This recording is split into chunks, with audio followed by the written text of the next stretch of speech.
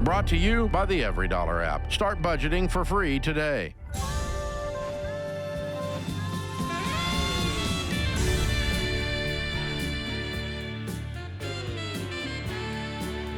Live from the headquarters of Ramsey Solutions, it's The Ramsey Show, where we help people build wealth, do work that they love, and create actual amazing relationships.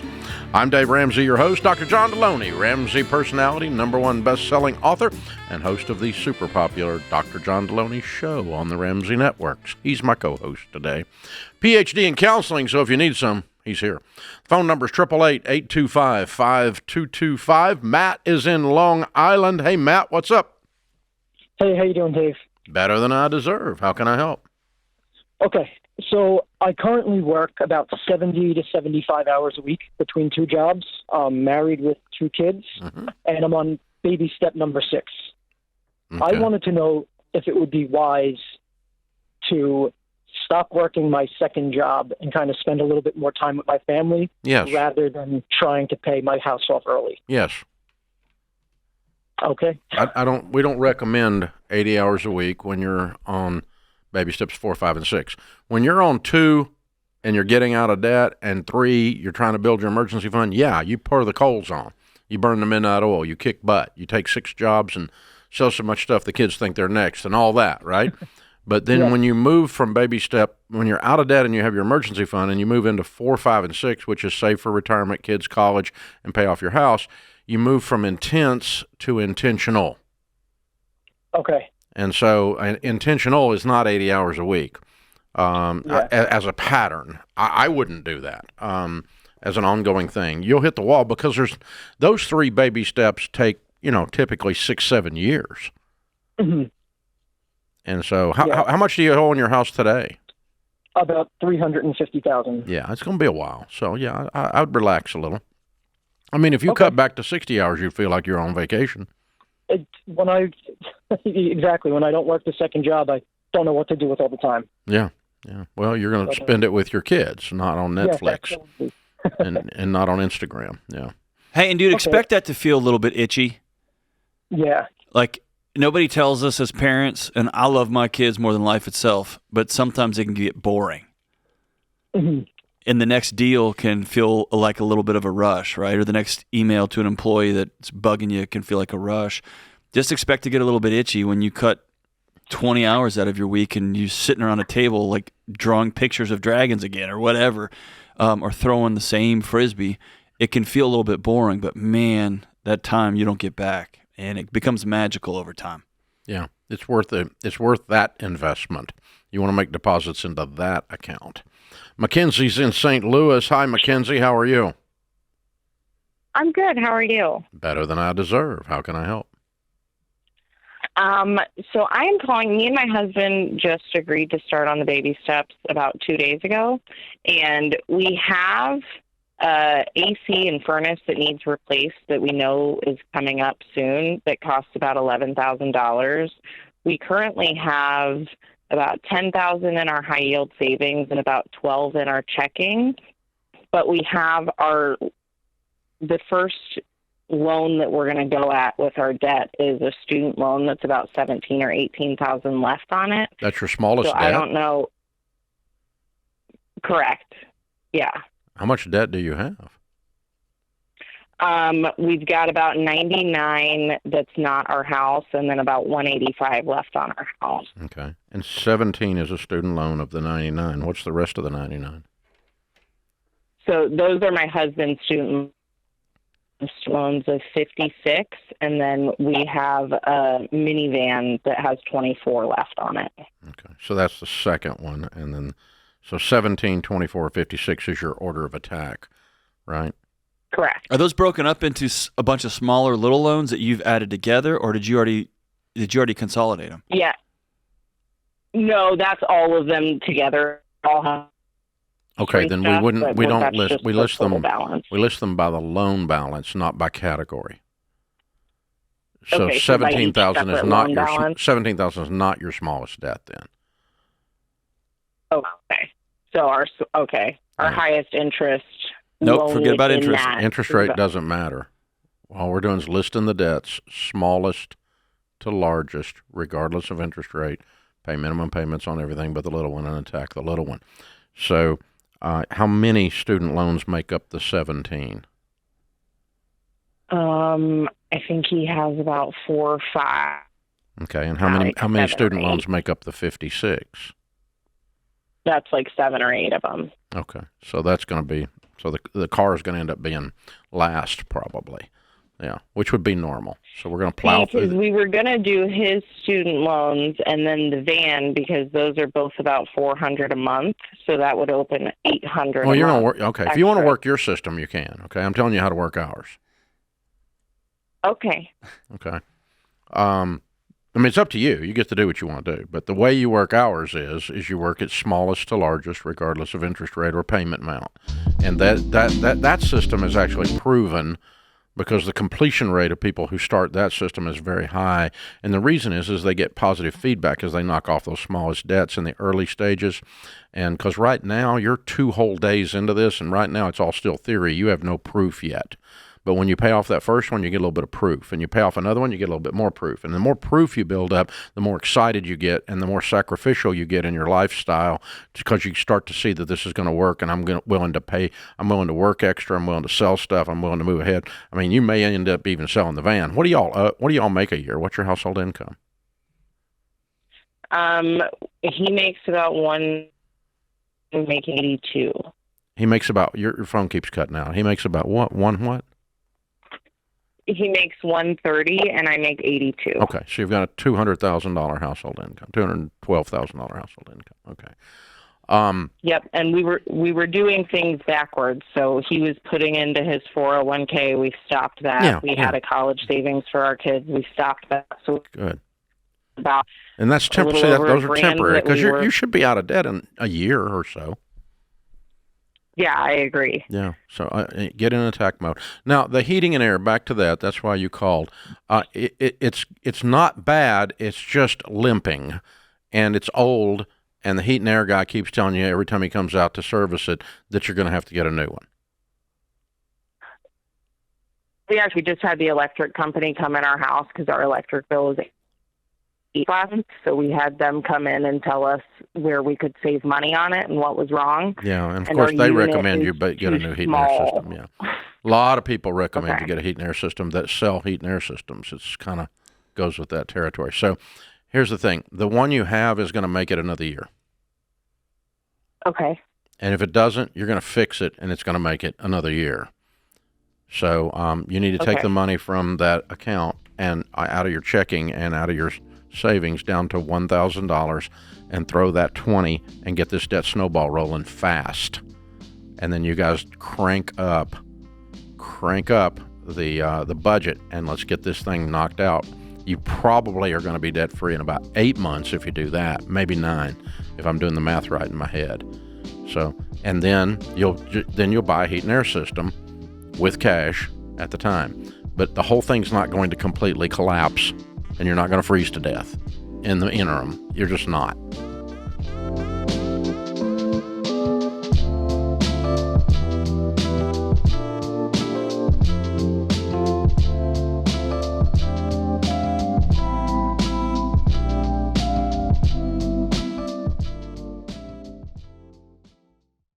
If you want to win with money, you got to make good choices, and that includes where you shop for groceries, which is why I'm excited about Aldi.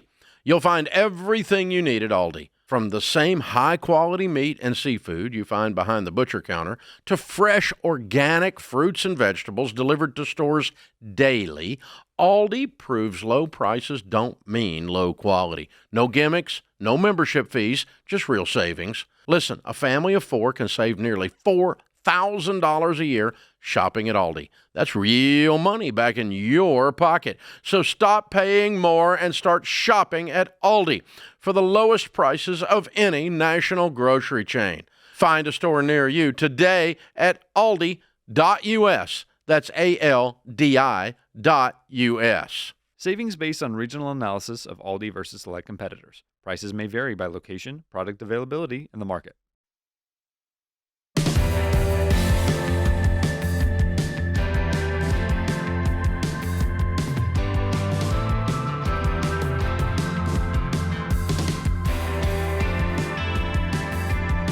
Michael's in Georgia. Hey, Michael, welcome to the Ramsey Show. Thank you, Dave. Thanks so much for having me. I got a question about our will. My wife is 63. I'm 60, or she's 62. I'm 64. We have 2 children, and adult children, and we have right now our will divided 50-50. My son has a history of blowing money, and we have stopped helping some years ago. Also, there's other concerns. He's in a lifestyle and a relationship that we don't agree with. And so the question is really simple. Is it appropriate to change the will where one adult child is a beneficiary of, a decreased amount? Yes. It's Okay. totally appropriate. The Okay. but the goal is not to be a punishing force. Exactly. The goal is I don't want to finance things I don't agree with. Okay. With my death. Okay. And Yeah, so my value system is not matching, and so I'm not going to finance, an extreme situation that I always use just to kind of illustrate the concept, and it's not what you've got, but I mean, if your kid's doing heroin and you leave them a bunch of money, you killed them because they're going to overdose because they're now a well-financed heroin addict. And so, you're not doing them a favor to finance their bad choices from the grave. And so, is this something we communicate? Yes, God, please, yes. Okay. Otherwise, you're going to destroy his relationship with his brother. The sibling. Okay. Yeah. Yeah. It's a daughter and a son. You're going to destroy because you're going to leave all this to the daughter, and then when you pass away, he's going to be pissed at her like she did something and she didn't do anything. So, and John makes some. What's the gentlest? Because you want to make sure you're not using. If it's me, I would have a tendency to be doling this out as punishment, and I have to make sure I get my heart right that I am not doing that, but instead I'm doing this to not finance the wrong things. That's been a 2 to 3 year process of making sure my heart is right. This is something we could have done some years ago, but.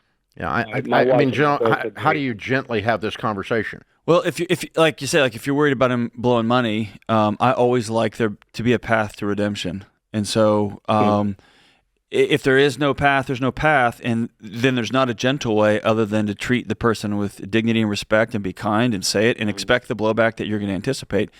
But don't become somebody you're not in an effort to have a hard conversation, right? The other side of it is if this person has a history of blowing money, a history of addiction, a history of whatever, and you've cut them off financially, being able to say, I want to love and support you, but I'm not willing to do it in this way. If you get on this plan, if you want to sit down and get some support in these ways, man, I'm all open. But as of right now, here's my decision. Yeah, and this is not our relationship I'm cutting off. It's just the money. Right. Yeah, I still love you, and you can't do anything do anything bad enough to make me not love you. Even logistically, you've got a child who's single, you've got another one who's got 2 kids. So could we present it even logistically? Hey, I think you just tell them the truth. 4 people here. No, just tell them the truth. Yeah. We're not aligned on these things, honey, and we're not aligned on these things, and we love you anyway. But you need to know also that we don't feel right about leaving money to finance things that we're not aligned on. And so I just want to let you know that your sister has nothing to do with this, but we are changing the will because of these decisions you have made. And so, if you decide not to do that anymore, then we can talk about that. But and it's not a punishment. It's because we just don't send money to things that we don't think it's morally or ethically correct to send money to things we don't agree with. Yeah. And so, and so on. And I don't know that the conversation needs to be lengthy. I really wouldn't get into who shot who. Very short. Very short. And always, it's kind of like a termination of employment. Here's the hard thing. Mm-hmm. I'm going to be back here in a week, or I know this is hard to digest. This is challenging, whatever. If you want to talk some further about it, I'd love to circle back with you on it. But I just want you to know this is some choices we've made, because at that moment it's fight or flight. Everyone's defending themselves, and lashing out or shutting down. Don't try to explain it. Right. Not in that moment. Don't give a whole bunch of details as to why. Not in that moment. It's just these a couple things here we're not aligned on. And, based on that, your mom and I have talked about it, and we don't think it's morally correct for us to leave money to things that we're not aligned on. But it doesn't mean we don't love you. Here's the biggest thing out of this. I just was having a conversation with somebody outside of this building recently about this very thing. You will poison their relationship with their sibling or with aunt and uncle, whoever you leave this money to, if you don't have the courage to have the conversation while you're still alive. Have the conversation. I talked to a sibling whose parent called and said, I'm moving all the money to you, and will not have the conversation. And I said, well, circle back and say, I don't thank want you the money for destroying my relationship with my sibling. It goes wrong every time. That's cowardly. Correct. Yeah. So, that you've got to. And the way we always make fun of it here on the air is like, if you're going to piss somebody off with your will, do it while you're alive. It's that kind of thing. Because you are going to get blowback on this too, by the way. Don't expect this conversation to go well. It goes poorly 100% of the time. Yeah. It's not going to go well. But what's the saying you use? I can't remember. It's regret is... choose guilt over resentment. Yeah, choose guilt over resentment. Yeah. You're going to feel guilty about taking the money, whatever. Otherwise, you're just going to live every moment resenting your kid for future behavior they may or may not do after you're gone. And they don't even know they're doing it. Right. Yet. So, yeah, that's the whole thing. Patrick's in Grand Junction, Colorado. Hey, Patrick, what's up? Hey, Dave. I am assuming you are doing better than you deserve, so I will jump right in, buddy. Okay. My wife and I are 45 years old, and we have 6 kids from 18 down to 10. And they have all gone through your homeschool Dave Ramsey curriculum. Awesome. And they are doing great. My 15-year-old son came to us with an Excel spreadsheet that he printed out, and he said, Mom, when can I start a Roth IRA? Wow. So my first 3 kids started the Roth IRA at 15. My 4th kid, he's 14 years old. He wants to start his this year, and they're really doing good. That's amazing. So I've never told a parent this before. Get your kid a video game system or something. I will consider it. Okay. So, Dave, my wife and I think we might be able to complete baby step number 6 this year. Good. At the very worst, early next year. Congratulations. Obviously totally debt-free. Mm-hmm. My question, and I have 10,000 more questions after this, but I know we don't have a lot of time. So the main question, how do I protect my home once it is totally paid off? I'm self-employed, and I'm just concerned that once I have this nice, juicy asset, if the worst thing happens, maybe you get sued, someone gets hurt on a job, and all of a sudden someone wants to come after your home. What's the best way to protect it? Do I put it in a trust? Do you have a suggestion, for us? Well, number one, your business, where the liability that you're concerned with should be an LLC. Mm-hmm. Is it? No, it is not. It's sole proprietorship. Okay, that's the first thing. That's the first thing. The business needs to be an LLC because that's your biggest source of. Then, if someone gets hurt or harmed in some way associated with the LLC, the only thing they could sue is the LLC. Got it. Okay. So the assets in the company. And the assets in the company. And you do business in the name of the LLC all the time. You never again do business in the name of Patrick. So once you've got some assets and you're running a business, enough assets that you worry about having a target like this, then you definitely do an LLC there. If you want to go one step further, you can just drop the house into an LLC if you want. Some people put their homes in trusts. I did that with one house. But these days, everything we have is LLCs, and I got a bunch of them, and I actually am very poor. I don't own a single thing. There's 0 things in Dave's name. So if you want to sue me, you just have at it. I don't own anything. It's really a bad target. It's not a target-rich environment. So, but now some of the LLCs that we have, they own some stuff.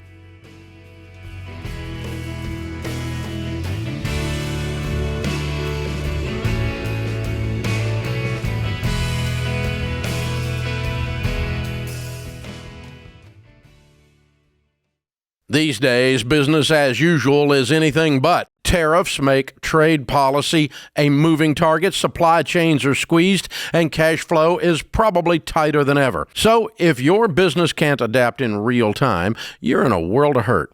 That's why you need NetSuite by Oracle, trusted by more than 42,000 businesses, including Ramsey Solutions. You need to see what's happening, what's stuck, and what's costing you, and how to fix it. And NetSuite is the #1 cloud-based business management suite because it helps your business make the right decisions fast. It brings accounting, financial management, inventory, and HR into one place so you're not left shuffling a dozen different spreadsheets. That gives you the visibility you need to make quick decisions based on actionable data. And NetSuite AI automates everyday tasks so your team can focus on strategy. It's one system for full control and no guesswork to tame the chaos. And right now, if you're leading a business doing more than $1 million in annual revenue, download NetSuite's free ebook, Navigating Global Trade, 3 Insights for Leaders, at netsuite.com/Ramsey. That's netsuite.com/Ramsey.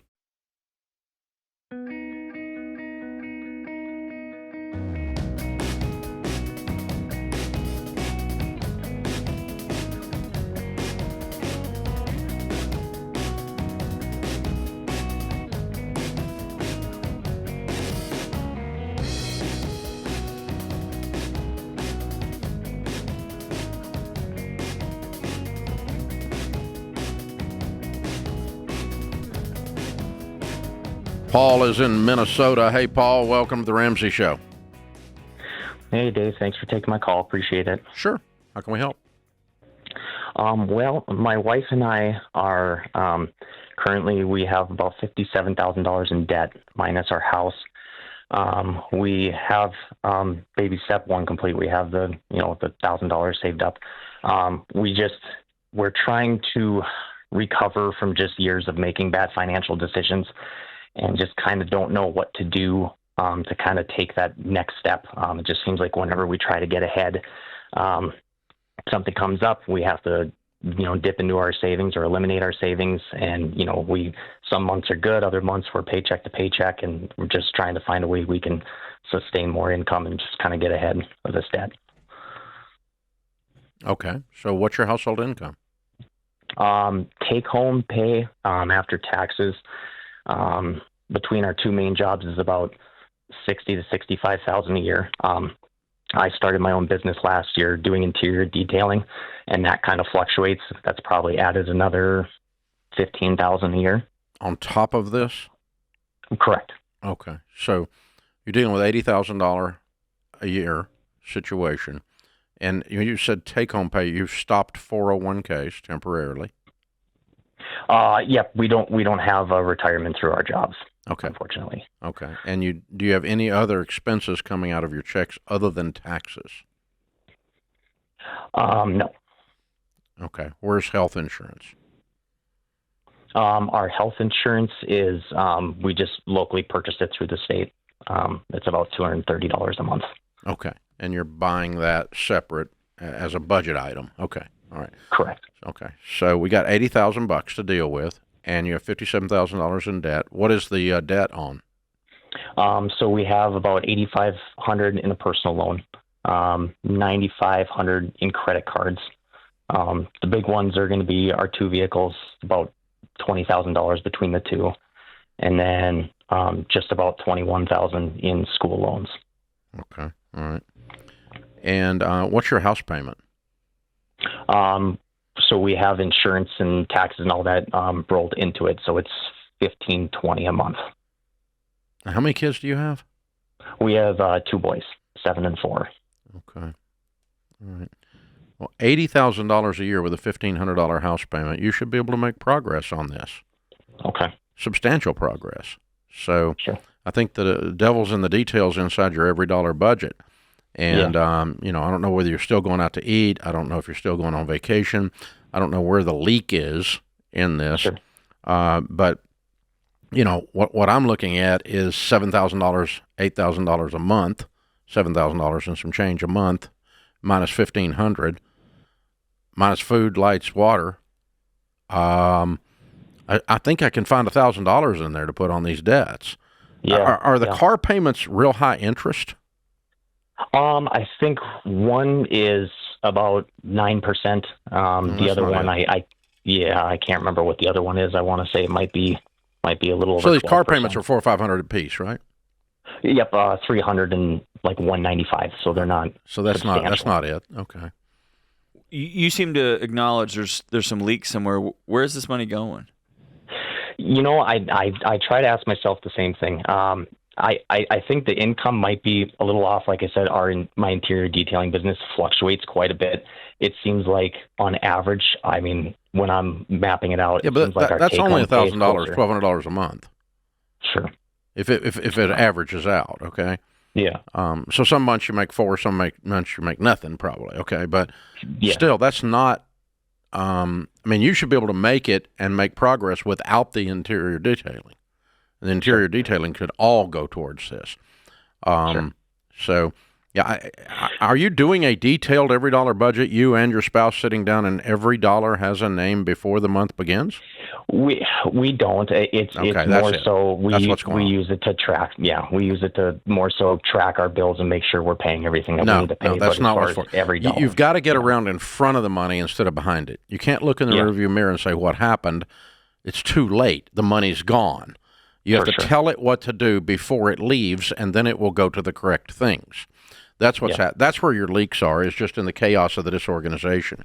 And here's how I know that from 30 years of doing this. The most often thing people say after they do their every dollar budget, they download the app, they put the money in there, and they often say, I feel like I got a raise.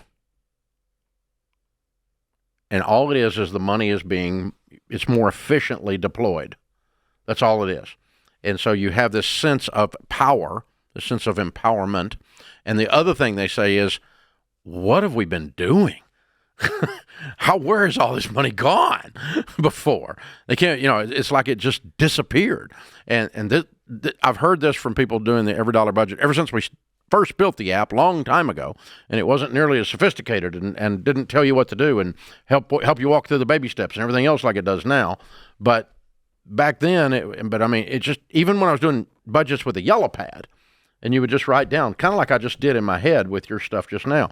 You got $7,000, you got $1,500, and then we take off lights and water and a $195 car payment, and a $350 car payment. I still got money. Where's the money going? Several thousand. And that's what you were saying. Yeah. And it's like everybody has that same reaction to their own budget when they do it. I feel like I got a raise because I made my money behave. And that old John Maxwell saying starts to hit that emotion of a budget is people telling their money what to do instead of wondering where it went. A budget is not a form of medieval torture. You don't find it in the dungeon with the thumb screws. It's not there, okay? In the stretch machine or whatever, all that stuff, right? But it's not a form of medieval torture. It's simply you're doing it on purpose. You're being proactive instead of reactive. And anytime you do that in any area of your life, it increases your dignity and lowers your anxiety. And I'll say this. In any area of your life, when you discover, oh my gosh, we've been eating out to the tune of $1,600 a month, or this has never happened in my house, but you're buying so many bullets or guitar things that like we have this much extra, like gummy bears, we have this much extra money. There is an order of things that happen. You feel ashamed, you feel super, super excited, and then the next 30 days happens, and it's not fun at all. No. It feels like you just hangover. got $1,600. You didn't. You located it, but now you have to actually not spend it on stuff, and that's hard, and that's discipline.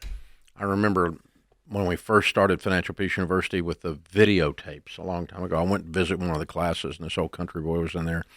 And I said, by the way, videotapes for you young folks, they used to take YouTube clips and put them on inside of plastic, and then just you had it at your house. Okay, go ahead, Dave. I stopped in, and this small group, this old country boy was in there, and he goes, "Yeah, I done figured out why we ain't got no retirement. We've been eating it. $1,200 a month on restaurants." Wow. And that was a long time ago. I never heard anybody spend $1,200 on a restaurant.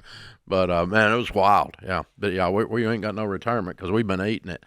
That and everybody cracked up, and they all could relate. You know, Everybody, that's that's exactly what it was, or bullets, or whatever it is. You know, it's it could happen. And firearms, they could cause issues. But expect to be embarrassed, like, oh my gosh, I can't believe I've been spending this. Expect to be like, yeah, we're rich. You're not. And expect the next 30 to 60 days to be miserable.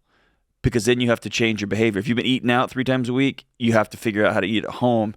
If you watch a news channel that makes you uncomfortable and you think buying bullets is going to solve that discomfort, I don't know anybody that does that for.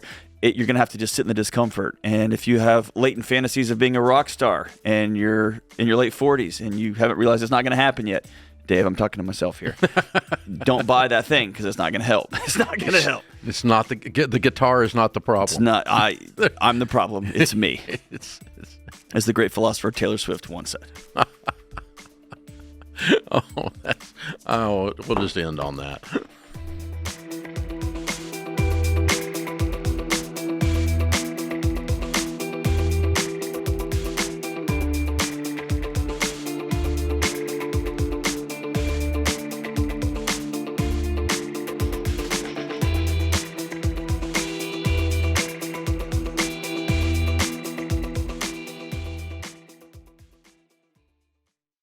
Statistics show that half of Americans don't have enough life insurance, or they don't have any at all. I don't understand this, John.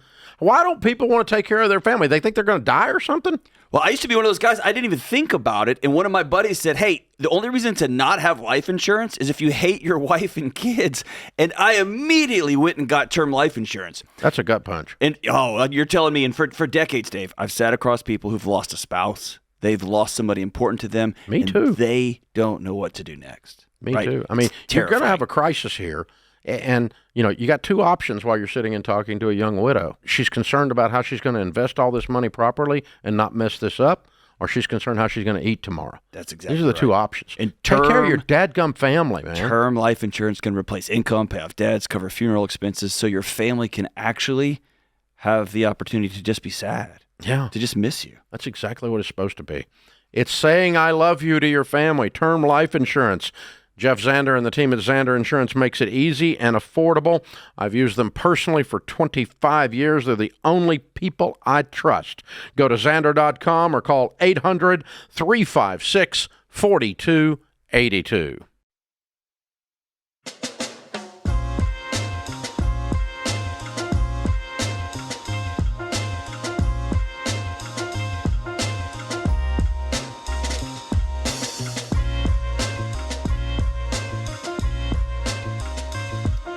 Thanks for hanging out with us, America.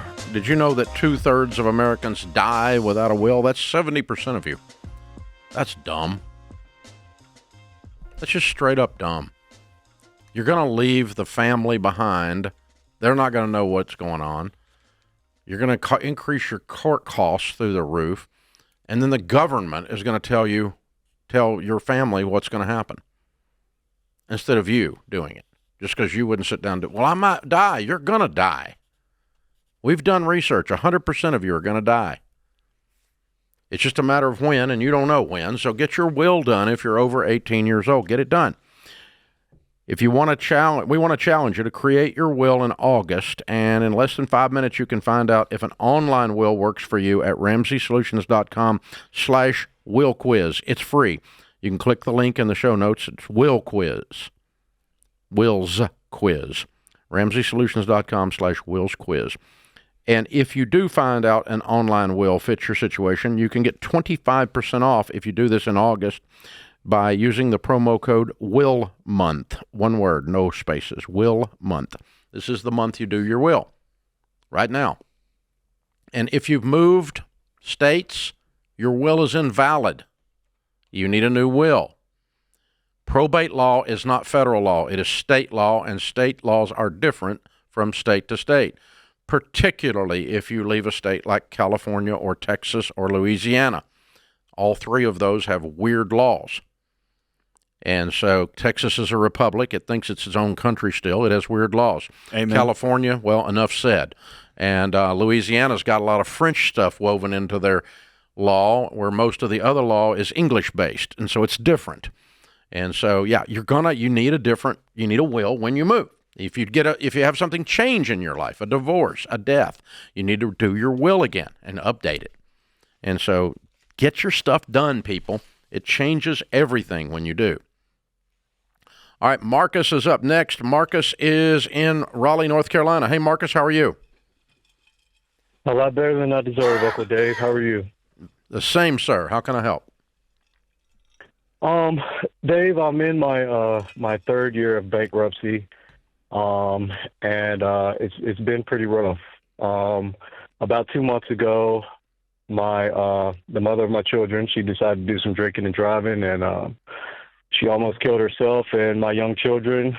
My twins are 4 years old, and I recently gained full custody due to the circumstances of that.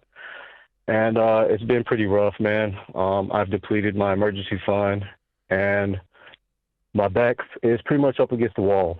And I'm calling because I've been weighing the option of selling my home and just renting because, 10% interest rate with the bankruptcy, it's just hard. I don't know if I can do 2 more years of it. I'm on a 5-year term, and I made about $60,000 last year, and bankruptcy took 30 of that.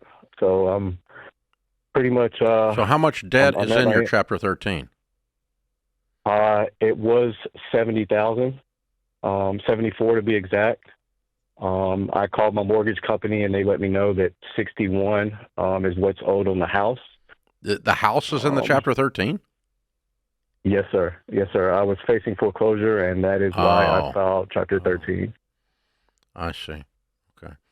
And so you owe, the whole thing is the house. You don't have any other debt in the Chapter 13? I had about, I believe, 25 to 3,000 in consumer debt. But it's almost all of the house, in other words. That's correct. Yes, okay. sir. So the house is the problem, so the house might be the solution mathematically. I got you. I'm catching on. So you owe, like, how much on the house today? They gave me a payoff of 61. What is it worth? They said I owed, the tax, or the property tax said about 100. No, that's not what I asked. I asked what it's really worth. What are you going to put it on the market for? Tax appraisal is not appraisal. Yes, sir. I understand. What do you think the house is actually worth if we put a sign in the yard? You have any idea? 200. Okay. 195 to 200. Okay. Yeah. All right. So you put 140 in your pocket and you're free. So you would sell? I'm just asking. I'm making sure I understand this is exactly what you're saying, correct? Yes, sir. That is the option I'm weighing. Yes, sir. And you got 4-year-old twins, full time? Yes. Yes, sir. Who's taking care of them while you're at work? I've been lucky enough to get some daycare vouchers, so they're in a daycare, and my mom's helping with pickup and drop-offs. Okay. What do you do for a living, sir? I'm a delivery driver for a company in here in Raleigh. How old are you? I'm 38 years old. Okay. Wow.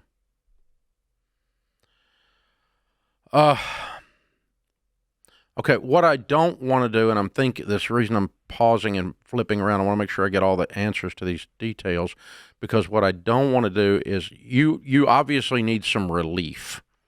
Your language and the way you describe the situation and everything coming into the early in the call when you first got on the line, I mean, you need some relief, and I don't want to give you relief in return for doing something dumb. I mean, if it feels good today, but it sucks as a 5-year decision, I don't want to do that one, okay? But I don't see a downside of selling this house right now.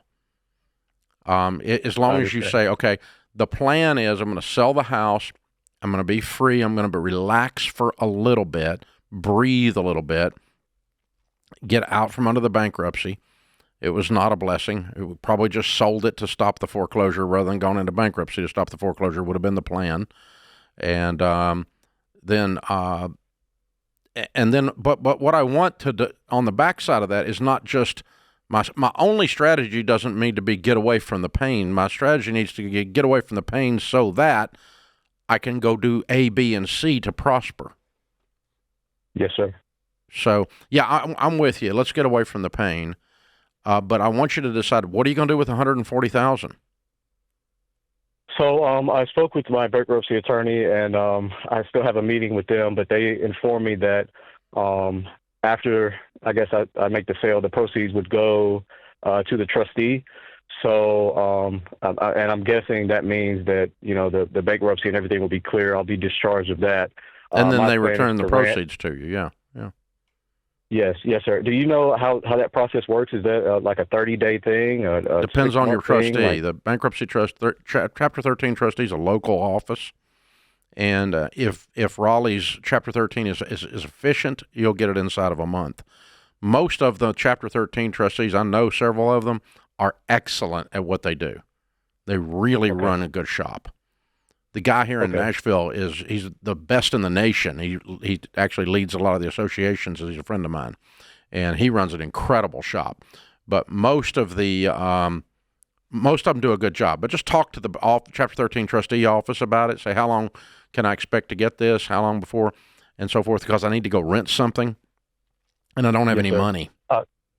I do have a fear of finding something to rent with bankruptcy being on my history. Do you think that's going to be a big obstacle, or? Well, you've got $140,000 in your pocket, so you probably can work that out with a deposit. Okay. Or a prepayment of rent. I'll prepay for 6 months, and I'll give you a deposit if you're nervous about my 13. Yeah. But I'm out of the 13. I got no bills. Exactly. No debt. I have zero debt, and I'm out of the 13, and the stuff that caused it is all in the rearview mirror, and I have $140,000 in my pocket. If you wanted to rent from me, and I was the landlord, and we have houses we rent, I would rent to that guy. I would make you prepay for a couple months in advance, just to get let's get a head start, 3 or 4 months or something, and just because I don't want you to go blow that 140 and then not have any money to pay my rent, right? If I'm the landlord. But yeah, I think you can work it out with that. Yeah. But you sound like a guy that needs relief. Yeah. And then ask yourself, does 48-year-old Marcus want to be a delivery driver? And if this is the time to go get retooled and get some skills, or to begin thinking about what we're going to do next, man, this is your moment. Yeah. If you used $10,000 to go to code school and you decided you were going to be a software engineer next, that'd be a good use of some of the money, or whatever. If you used some of the money to retool and get yourself to the thing where you go to something other than the get-by job.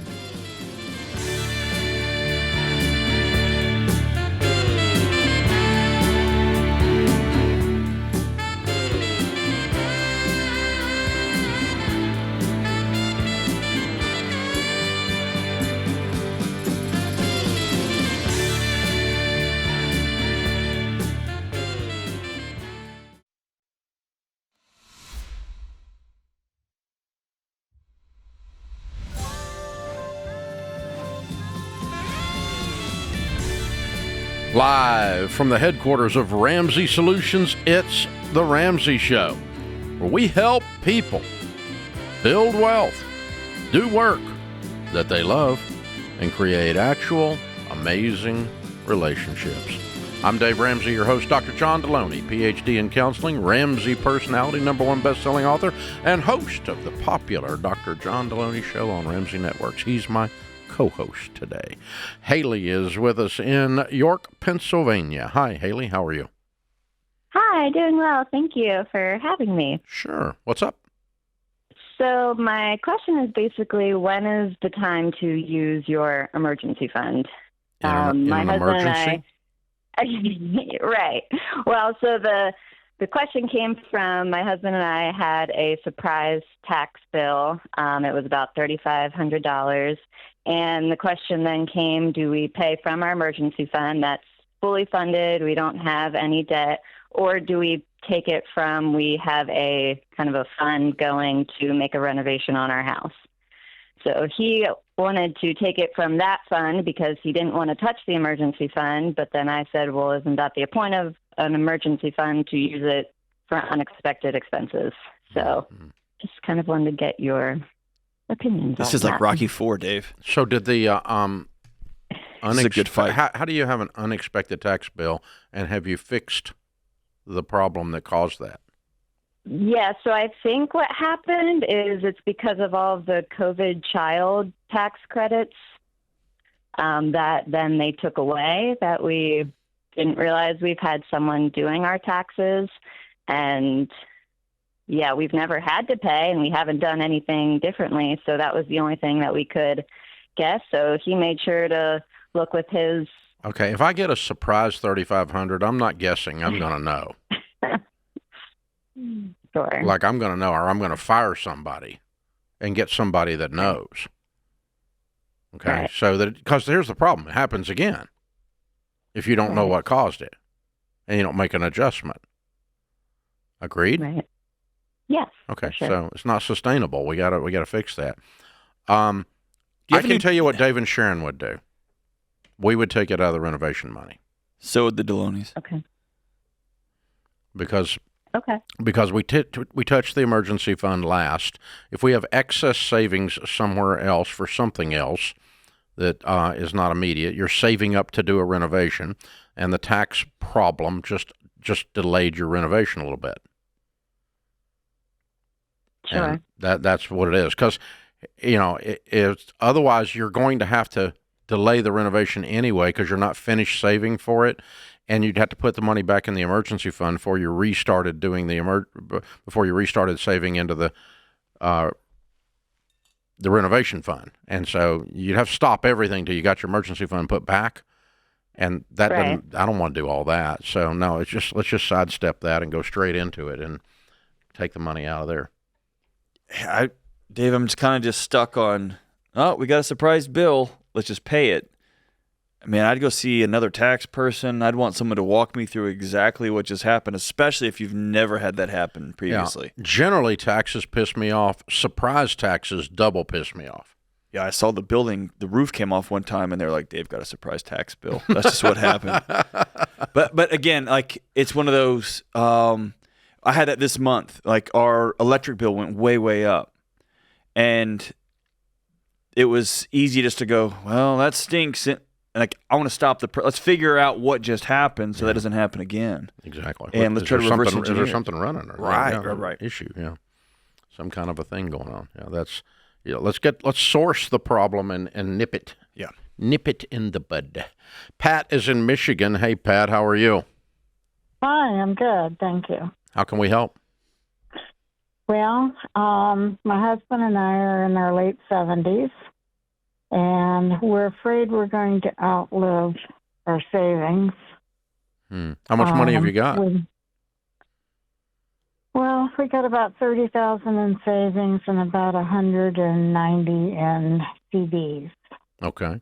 Or 401k money market. All right. Do you know when you're going to die yet? Whenever the Lord decides to take us. I'm turning 65, so I'm still trying to figure that out myself, kiddo. All right. So how much of the savings are you using to live? In other words, how much over budget are you? We're about $500 over budget every month. That's $6,000 a year. Right. You have 190,000. Dividing 6,000 into that, I don't think you're going to run out of money. Okay. If you stay at this budget. What is your income? Social Security and what else? Just a minute. Let me grab the information here. That's okay. No, I mean, what are your sources of income? Okay, our earnings is Social Security and two small pensions of $5,023 a month. That's your total budget a month. Yes. Okay, and you're spending $500 more than that on 190,000. Now, is the 190,000? You said it's in CDs. Some of it's in CDs and about 80,000 in the money market from our 401k or IRA, whatever it is. Okay, all right, and so that's making you, say, $6,000 a year in interest between the two, isn't it? Yeah, I think so. Yeah, and that's about what you're overspending. Okay. So if the 200,000, the 190 grows by 3%, that's approximately, it's not quite, $6,000 a year. And if you use that interest to supplement and you don't touch the 190, the goose that's laying those little golden eggs is going to sit there and lay forever, and you'll never run out of money. Now, if you keep cranking up, and 5 years from now you're spending $8,000 a month more, or or $2,000 or $3,000 a month more than you got coming in, you could run into a problem that way. Okay. But if you stay right where you are mathematically, you're not going to run out of money. Does that make sense? Yes. Also want to ask you, we have a car payment of $220 a month. What's the balance on the car? $5,000. Should we pay that off? Or? Yeah, you said you had $30,000 in savings, right? Right. Yeah, take $5,000 of that money and pay it off today. Oh, okay. Yeah. I already feel better. Okay. You like paying off debt, I know. Yeah, and I like people being able to live on what they make, because we just reduced your $500 to $200 because we got, or $300 because you got rid of a $200 car payment.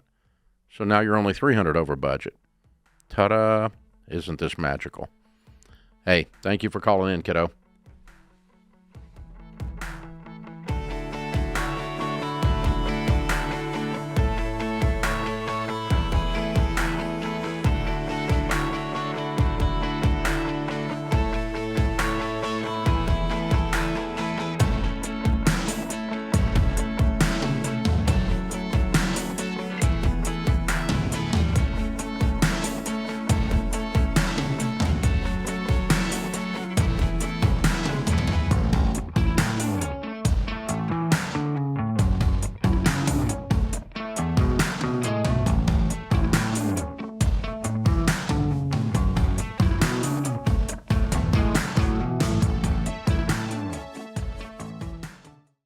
Okay, Rachel, the internet officially knows too much about all of us. So much, George. I mean, our names, our addresses, even our relatives' names. And what's crazy is even if you opt out, data broker websites can still get your info. Don't like that. No. And just a year ago, get this, the average person had about 300 pieces of personal data floating around online. Now it's over 600. It has doubled in a year. You guys, that is so concerning because that info then can be used in phishing scams, impersonation, and even harassment. That's why George and I both use and love DeleteMe. Yes, DeleteMe scrubs your personal info from hundreds of these data broker sites, not just once, but all year long. And there's real privacy experts behind the scenes doing this, not bots. So this is digital hygiene we all need. We all need it. And then they will send you a detailed report showing exactly where they found your data and what they removed.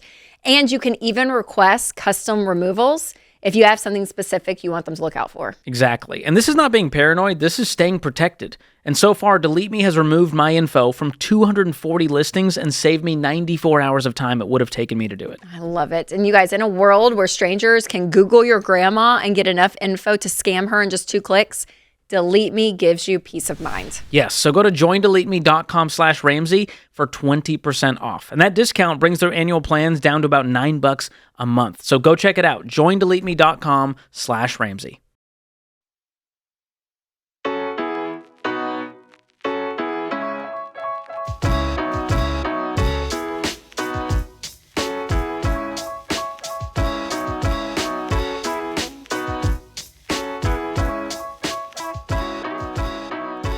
Kira is in Texas. Hi, Kira. What's up? Hi. Thank you for having me. Sure.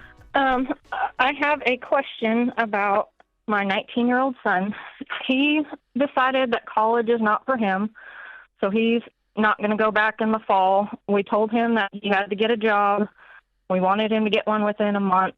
It's almost been 3 months, but he's finally working at Walmart part-time, $14 an hour. And he also receives about $10,000 a year in dividends that he gets in 4 payments.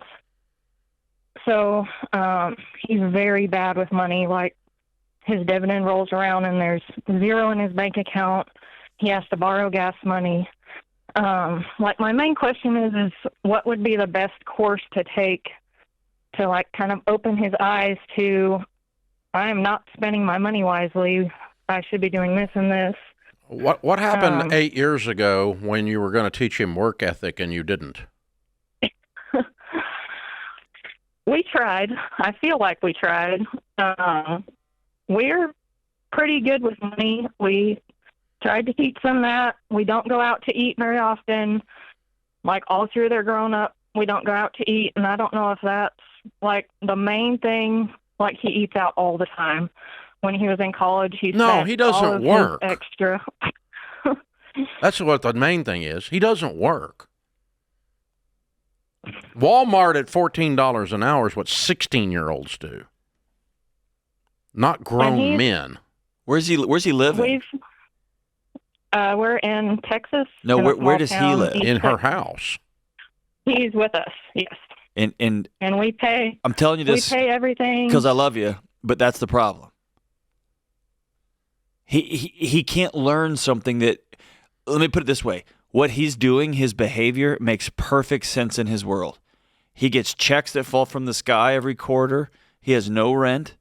He has a mom and dad that said you have to get a job, and he goes, okay, I'll work 6 hours a week, and y'all pay his cell phone, you pay his insurance, you pay for everything. So that's one of the things is he's supposed to pay his car insurance. I know. He's supposed to do a lot of crap he doesn't do, but you don't make him do nothing. Right. You don't take it away. And the only way this changes, literally the only way this changes, I've worked with this age group my entire career. The only way this changes is if y'all sit down and you and your husband come to an agreement that you're going to weather the storm because hell's coming, and you're going to sit down and say, at the end of this month, you're out. Or 2 months, or whatever. Yeah, right. I guess part of the problem with that is he would move in with his mom.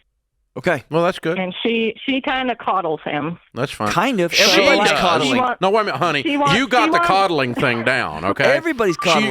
You can't hand that off to her. You got that down to a science. Everyone is. This kid has coddling from every direction. He's just a coddler. But I mean, he was in college for a year, so this. Honey, the kid's got to move out. Yeah. I mean, I'm not going to argue with you about this anymore. You know, you all you can talk about is the stuff he doesn't do. He has no problems. Your job is to help him have some problems. That's it. That's exactly right.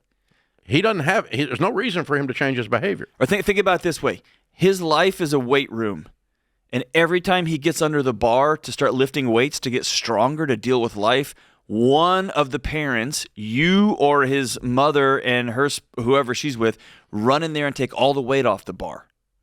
And so now you've got a kid who's 19 who has never lifted the bar in his life because each parent keeps running there saying, I don't want to be the bad one. You don't want to be the bad one. And now you got a 19-year-old that literally does not know how to lift anything heavy. And so it's abuse. Y'all are robbing this young man. And I get the pickle you're in. The moment you say, hey, you got to get out, he's going to go, okay, I'll just go over here. Then that's fine. You can't control that. But you can control your part in the equation. Quit trying to control his part. That's right. You can't control his part in the equation. Okay? This is a kid who thinks going to class is hard work. That's funny. Or 6 hours a week is hard. Yeah, now I've got a job.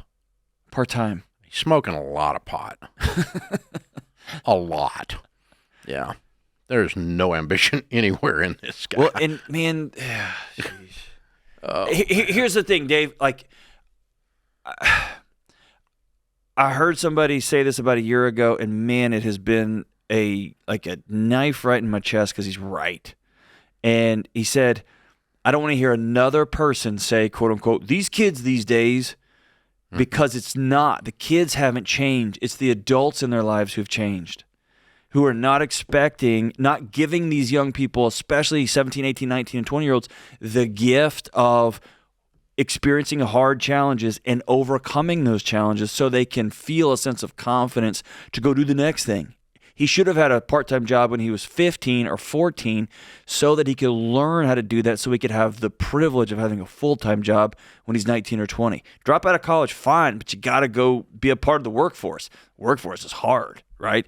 But he's been robbed every step of the way by adults in his life that can't get along, can't be unified, and here you go. This is what we get. For his own good. Golly, it breaks my heart, The only thing man. we're unified on is coddling. That's it. Yeah. Or using him to out-parent the other parent now that we're divorced or whatever Disney the mess dad, is. yeah. But adults need to come together on behalf of these young people and say we're robbing them of the experiences that life's going to throw and hit them right in the mouth with. And there's a couple of things I always go back to in remembering all this is teach your kids to do hard things. Yes. And Andrew Andrews talks about you're not raising kids to be great kids. You're raising kids to become great adults. And if you're doing that, then that involves teaching them adult skills. Right. Age appropriately with increasing intensity so that when they are age appropriate, they are able to leave the nest. And the mother eagle, the nest is filled with down, but it is a nest built with thorns. And then as the baby eagles grow, she begins to pull the down out of the nest, and the thorns begin to stick them. And it becomes increasingly uncomfortable to stay in the nest if you are a baby eagle, until you finally stand up on the edge of the nest and fall out and spread your wings and fly. Soar, dude, yeah. Because an eagle that doesn't leave the nest is eventually known as a turkey. And so this is how this works. So, yeah, you make it increasingly uncomfortable to live there because it is good for your child development. People will tell you it is good for your dignity to pay your own light bill and buy your own milk and clean your own clothes instead of your mommy doing it. It's just good for your development. And I've watched it with my 3 as they grew up and left the nest and didn't have to. We weren't mad at them. There wasn't any anger. There wasn't anything. But just when they quit living under our roof and they had to do their own stuff, they walk different. Yeah, they're right. They talk different. They carry themselves differently. And it's, you're doing them no favor delaying their development. And this kid, he needs some hard work. Yeah. I want some problems for him. I want him to have some problems to solve. He's had no problems in a long time. And so, yeah, desperately needs trouble. And by the way, getting a neighbor, if you got young kids, getting a neighbor that will let your 9-year-old come over and sweep the front porch for $1, those kind of things are amazing. And we're not talking about sweatshops. I'm not talking about, like, you got to pull, like, do 8-hour days. That's not what I'm talking about at all. But letting your kid mow the yard, letting your kid go out and do some things, letting them take feedback from a neighbor that you trust or from somebody at your church that you trust. Hey, you did a good job here, but you missed this corner right here. It builds dignity and character. And I'm telling you, man, you got kids that just walk differently when they know how to work. The one that always kills me on that was I was cutting grass. I was 12 years old, my neighbor, and I have no idea. He was the nicest man, but his nickname was Slugger. Slugger Carnahan. I cut his grass for $3. And he came out there with one of these little fork things, and he goes, "Quit cutting the weeds. Use this and dig the weeds out. When you cut the weeds, you spread the weeds, and I get more weeds." And he walked around and made me go over his whole yard and dig them out. Oof, it wore me out. 12 years old, man. $3. Yeah, $3, man. And his name's Slugger, so you got to do it. I mean, it's like it's not an option.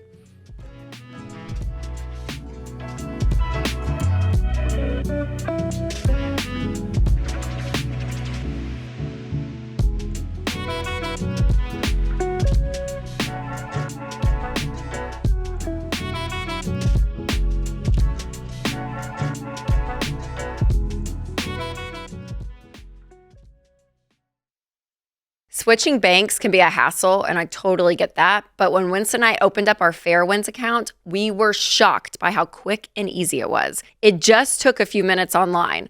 We didn't have to block off an entire afternoon or track down paperwork. And the next day, we got a personal call from a Fairwinds specialist just checking in. I couldn't believe it when I answered my phone and I was talking to them. I was like, y'all are the nicest people. Now, if you're working hard to save money, get out of debt, and build a future, you should have a bank that supports that, not fights it. That's why I recommend Fairwinds. They created the smart checking and savings bundle specifically for Ramsey fans. Plus, they have a great app, and you have access to over 33,000 fee-free ATMs and more than 5,000 shared credit union branches across the country. So you can have access and withdraw your money just like you're used to, no matter where you live. Don't settle for a bank that slows down your progress.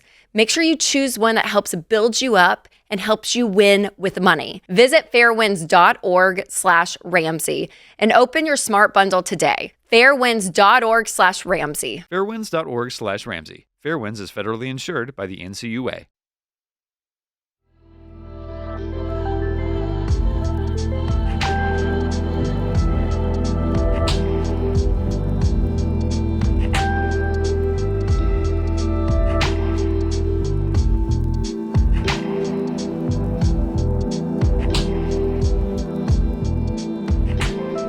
If you're tired of living paycheck to paycheck and feeling like you can't get ahead, join one of our free every dollar trainings.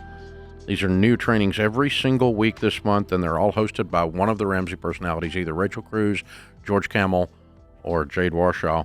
They're really good. And we're going to show you how to stick to a budget and even find around $9,000 worth of margin to move your debt snowball along and get you started. We know how to do this. And you can ask questions during the live Q&A. So sign up for free. Did I mention this is free? At RamseySolutions.com/webinar. Julie's in Kansas City. Hi, Julie. How are you? I'm good. Thank you for taking my call. My question is about preparing financially for disability in my future, and it will be before typical retirement age. I'm 45 right now. I have a degenerative disease that'll I will probably be wheelchair bound within 10 years. What do you got, hon? Multiple sclerosis. Yeah, I was thinking. Okay. So it causes me a lot of nervous system problems, and I work full time right now with accommodation. But in the conversation with my doctors, it has been about how to plan quality of life, right? Good. Good. Okay. And part of that, you already, financial. I'm sure, because of the diagnosis, know a lot more about this than I do. I've had several experiences with customers over the years and friends, and the fatigue and stress with one of my friends seems to accelerate her symptoms. Yes, that is very true for me as well. Okay, and so anything you can do to lower that, and in her case, they gave her the same prognosis. That was 20 years ago, and she's still walking around fine.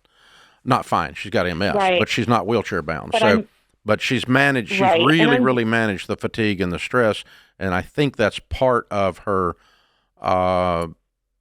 doing so well. So back to your question, how do you get ready for this from a financial perspective? What do you make?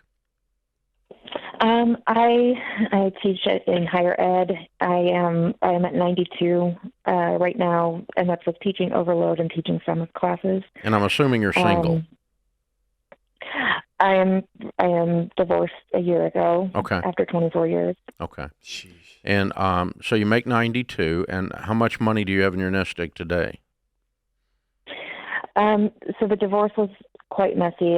There was a lot of financial issues behind the scenes that I didn't know about when everything started. So after everything was said and done, I don't have any commercial credit card debt. I have about $50,000 in retirement, and because of the particular institution I teach at, I'm part of the public school teacher pension. So 15% of my paycheck goes into teacher pension. I never see that money. Right. First thing I want to do then is I want to investigate at the point that you were declared disabled, what does the pension look like? Do you know that already?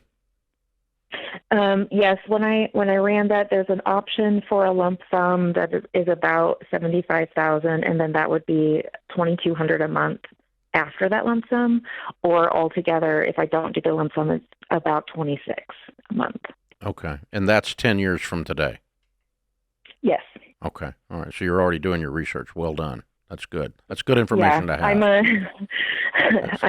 I would rather know. Yeah. What could happen, even if it's very, very bad. Okay, and you got $50,000 as well in a retirement. Do you have any debt? No debt. My car is paid off. I am renting right now. The marital home was sold, and that covered a large portion of the commercial debt that he had run up. Okay, gotcha. Okay, and so, all right. Well, the math answer to the equation, and you already knew this before you called me, but I'll just say it out loud again, is if this occurs 10 years from today, the lower your expenses are and the higher your nest egg is, the easier the process is going to be financially. Okay? No kidding, Dave. I already knew that. Okay? So the point being, stay out of debt. You probably do get into a house, something modest, and it would be really cool if you could get it paid off, because that lowers your expenses and increases your sustainability mathematically, okay?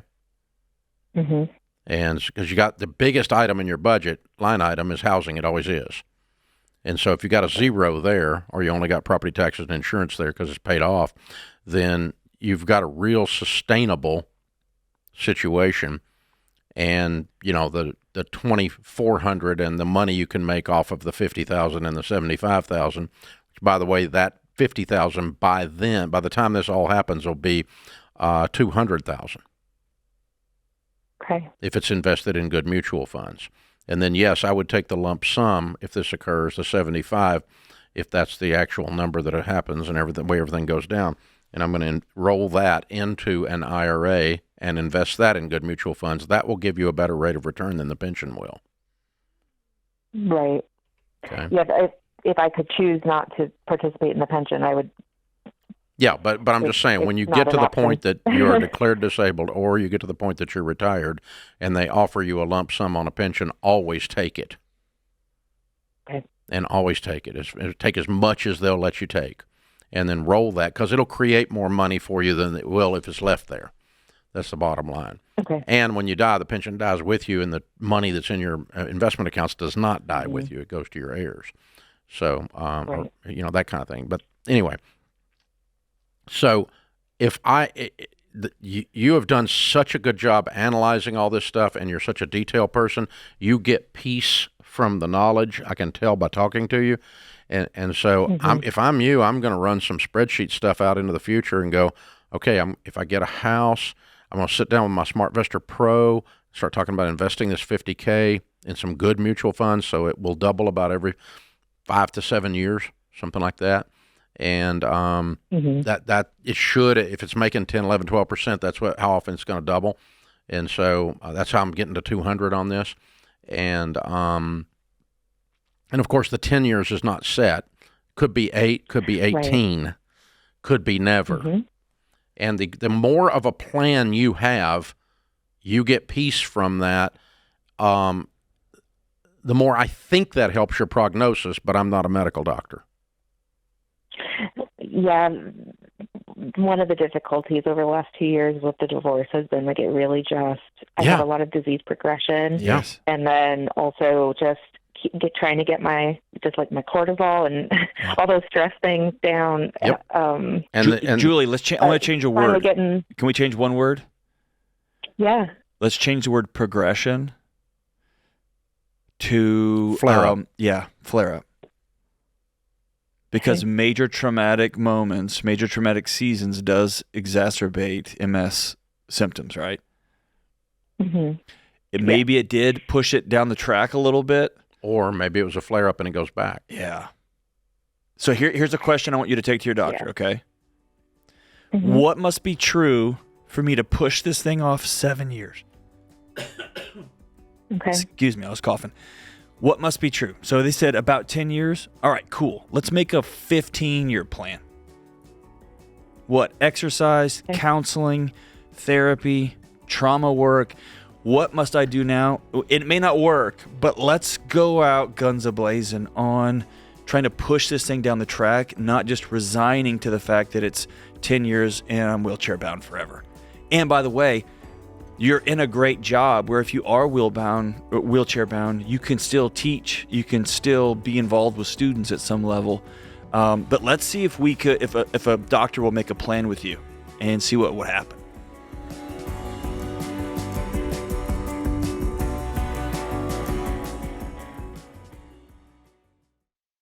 You've got a job, a dog, maybe a Peloton, but no will? Come on, people. It's Make a Will Month. Time to stop pretending you're immortal and start adulting like a pro. And here's the deal. A will isn't just for boomers with beach houses. It's for anyone who owns stuff or loves their people. And I assume that's you. Because when you die without a will, the state gets to decide who gets what. And spoiler alert, the state doesn't know you.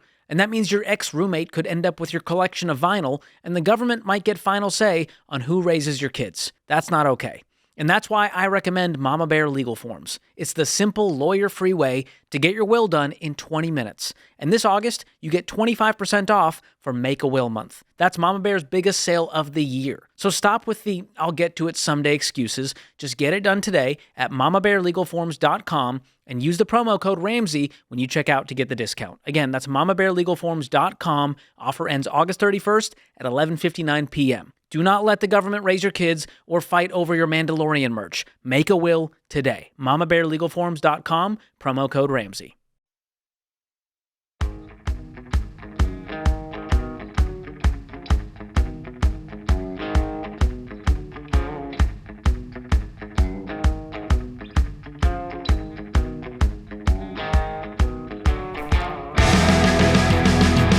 Show question of the day is brought to you by Why Refi. Defaulted private student loans can wreck your peace of mind, your finances, and even your relationships. Why Refi offers hope with custom refinancing based on your unique situation and ability to pay.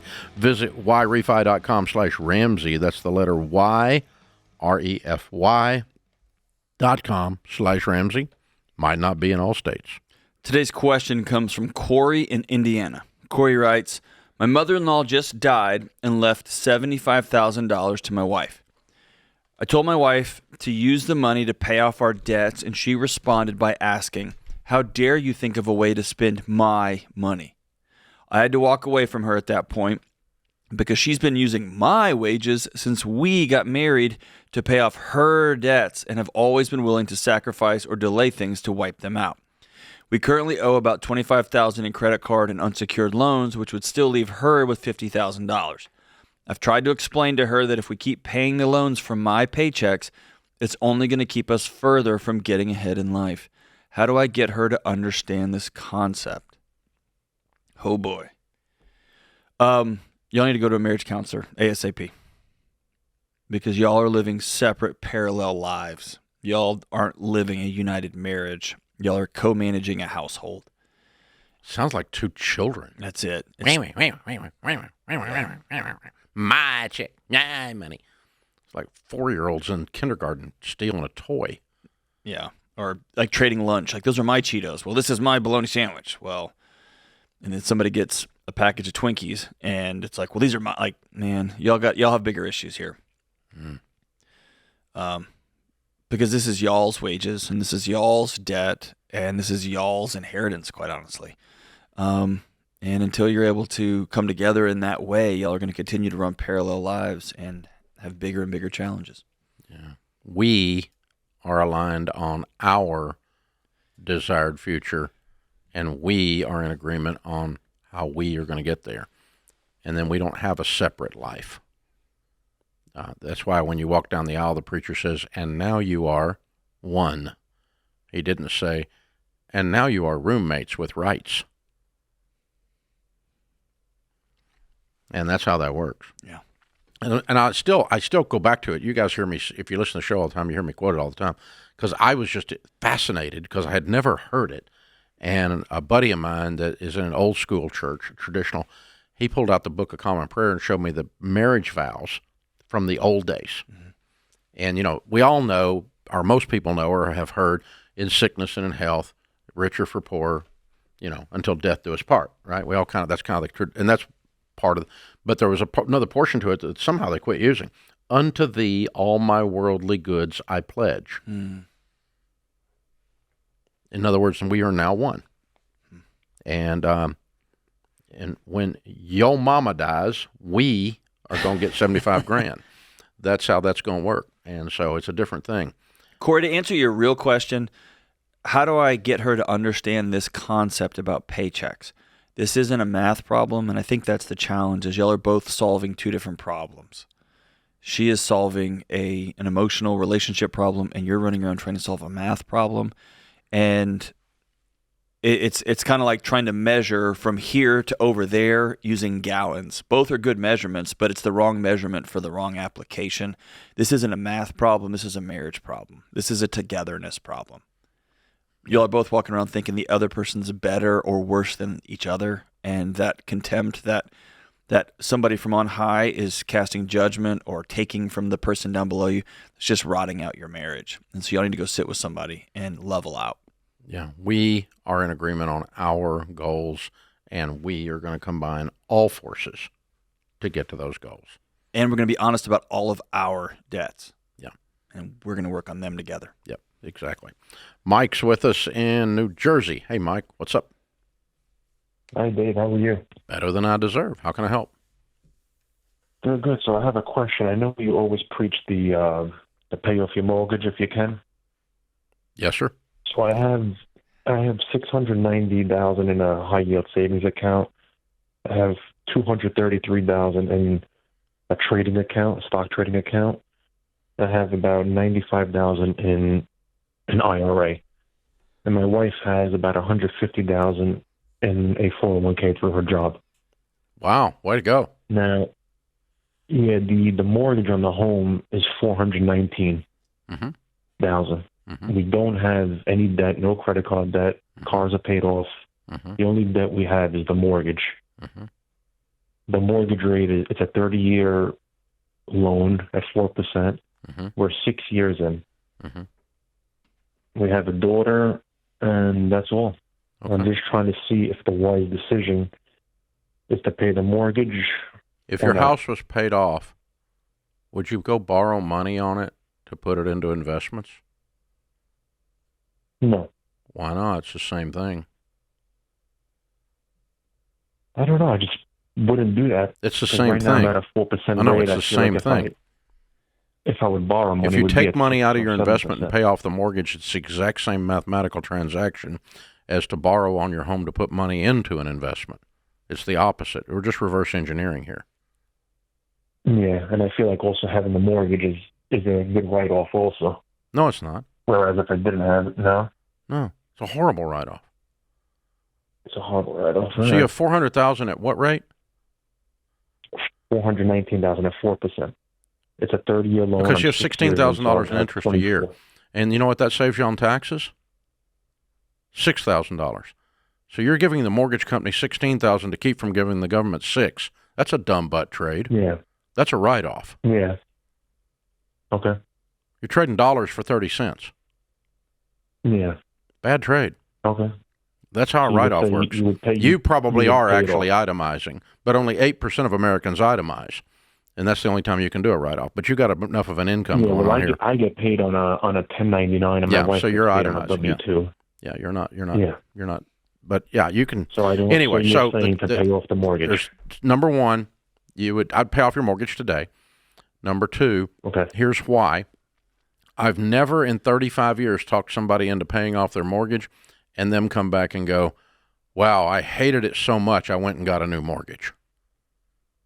Yeah. I've never in one time, tens of millions of listeners over 35 years that I've recommended, never a single person has said, "Dave, that's I felt so horrible not having a mortgage, I went and got me a new one." I've never heard that one time. I was also thinking of buying like an investment property to No. rent out. And here's the other thing. We studied 10,000 millionaires. Not a single millionaire out of the 10,000 we talked to said, "I made my money by borrowing on my home and investing that money." None of them said that's how I became a millionaire. Not one. That strategy is mythology in people's brains, but it never actually occurs in the real world when you get out in the wild. The number of millionaires that said, "I borrowed money on my house, invested it, and that's how I got rich," was precisely 0 out of 10,000 of them that we talked to. 0 did that. Also 0 said, "I got rich on my airline miles," too. So there you go, and so on. And, this is what you're doing. So anyway, if I were in you, I'd just pay off my house. And if you hate it and I'm wrong, you can go get your mortgage. And you won't hate it. You won't hate it. Yeah. There's something about, you got that little girl at home. There's something, just telling you, man, there's something about going to bed at night knowing they can't ever take that house away from that little girl. Yeah. It just changes everything. Got a place to live. Yeah. Got a place to live. It changes everything. It's very weird that we don't quantify the weight associated with this in our relationships, in our spirit, physically, the way you manifest in your body, the weight of debt. None of us quantify any of that. All we do is go, well, the mortgage rate's cheap. But, dude, and when you can breathe deeper because you haven't got a backpack I call it my on, sleep tax. If so what? If it's 2% difference or 3%, I don't care. That's my sleep tax. I get to sleep really I'll pay that well. happily. Nothing to think about that.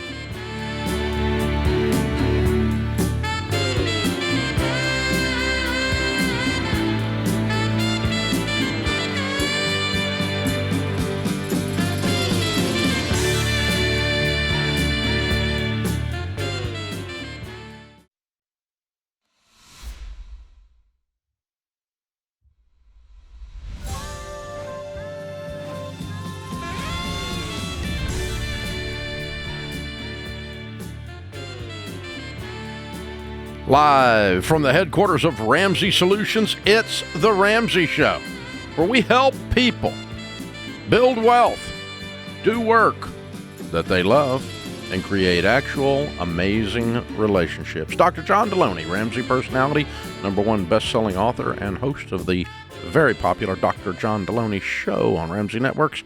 He's my co-host today. Jesse's in Texas. Hi, Jesse. How are you? Hi, thank you for taking my call. Sure. How can we help? My question is, I'm 27 years old. I stay at home with my 2 young children right now. My wife works. We're in about $100,000 worth of debt, and I do deliver food on the evenings to make some extra money. But really, my question is, how do I balance working, because it's kind of when she comes in, I'm out the door, how we balance that marriage and family time with also trying to take care of this debt at the same time? What does she make? About 60. Okay. And what kind of debt is the $100,000? $60,000 is student loans, about $27,000 in a car, and then the rest is credit card debt. You need to sell a car. Yeah. Yeah, we've looked into that. I know right now we're like upside down. I think about $10,000 in it. Yeah, you need to sell a car. Yeah. You got a car you can't afford, and you don't drive a $27,000 car with $60,000 income. Yeah. And I don't think you're really upside down $10K on 27. And unless did you trade negative equity from the other deal into it? No, we just didn't put anything down on it. So. Yeah. Okay. And dude, I'm saying this because I love you. I don't know that you're in a position right now to be a full-time stay-at-home dad. Yeah, we thought about that. It's just that a lot of the daycares in this area, we're looking between $2,000 and $3,000, and that's probably about what I would be able to bring in a month. Why is that? That's before we had the first baby. No, not the daycare costs. I know daycare costs are breaking people's backs all over the country. I get that. I'm talking about, why do you think you could only make $2,000 a month? I don't buy that. That's just what I was before I stopped working. Yeah, I was bringing about $2,400, which would be what were you doing? The cost of daycare. I just worked in a meat market and a grocery store. That's what I'm leaning on. Like, if you made it your mission to, like, double and triple serve your family for 2 years and get this debt out of control, I'm just telling you right now, y'all aren't going to be able to make it. Oh, and that kind of money, and trying to get a home and raising 2 kids on $60K, it's not a values question, dude. It's a math problem. Yeah, and my wife is in the process of trying to get. She's been in the same industry for about 10 years, and so she's trying to make more money herself. And that's kind of why we. I know, but I want to push on you, brother. She's not on the phone. Yeah. I want to push on you. Yes, sir. Like, if you have capped yourself out and said the only thing I could ever do to serve my family is to work in a meat market and make $2,300 or $2,400 a month, then I'd want to spend some time with you over some nachos, man, and challenge that, because I don't believe it.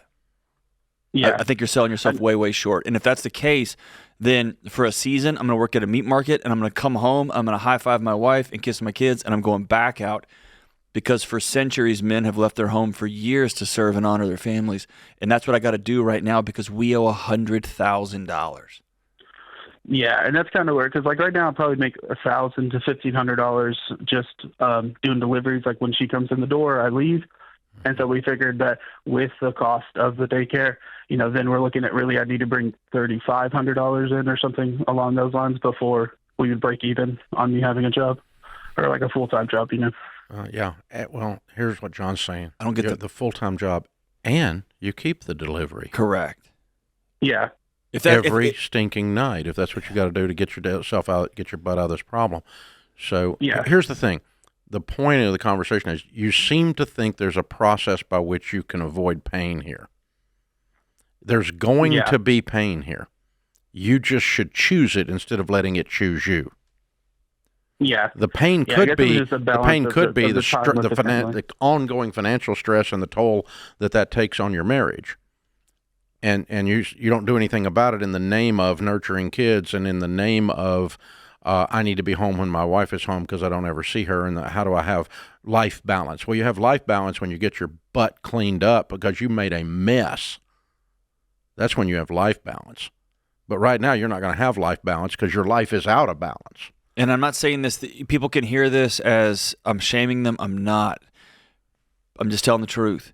Kids will baste in the angst of a home that is buried financially. And so if you are staying at home and your wife is making $60K and y'all have $100,000 in debt, that house is going to be a stressful, chaotic place. Period. It just is, because there's never going to be enough month at the end of your money, ever. And the irony is the very thing you were trying to protect, you're cooking it. Yeah. They're going to baste in that stress and that anxiousness and that frustration and the fights. And yeah, dude, there's just a season when you have to say, I got to get after it. I'm going to strap on the tool belt, and it's not coming off till I get this mess cleaned up. Yeah. Get after it. I want more than anything for families to be in a position to choose for somebody to stay home. I love that with all my guts. But y'all have a math problem that you got to solve, man. Yeah. And, those kids, they like to eat. So there's that. Okay. Wendy's in Oregon. Hey, Wendy, what's up? Hi there. My husband and I have 3 kids. We raised identical twin boys and our older daughter, who just got married to a great guy with an amazing family. And so what we actually did Financial Peace years ago and went through that program. So we had already sorry about that. We continue to tell the kids, we will provide room and board for you when you go to college, but we will not have any money for you for college. We're sorry. The option was mom got to stay home with the kids. So we were able to do that, which means no college money, which was something they were always clear about. So our daughter was able to do that for her first 2 years before she got married. And now our boys have each chosen not to go to college, but they're heading into trades, which is great. So now we're at the point where we're happy to have them still live here, but we're trying to determine what that looks like for them paying us every month. Nah, they just need to go get an apartment. You think so? Oh, I'm sure. Well, they do have some great friends, and they love to go get. Oh, I love my kids too, but they need to go get an apartment. Yeah. Matter of fact, the two boys could do it together because they're both going in the trades. They're twins. They're used to living together. They could split expenses and just go be roommates. That'd be awesome. Yeah, and then our house is clean all the time. Yeah, and they can come over and visit. You can have dinner. And Wendy, can I tell you something? It's okay that you don't want them to live there. You're still a good mom. It's okay that you want them to be gone. The hurricane that is 18-year-old boy, you're not a bad mom, but I think Dave's right. I'd much rather you say, hey, guys, we're going to pay your first 2 months. Y'all get out. Yeah. At least that's what I would do if I was in your case. Yeah. And if you're going into the trades, better be working, son. Got to pay rent. That's what you chose. Strap on the tool belt. Seems to be a theme.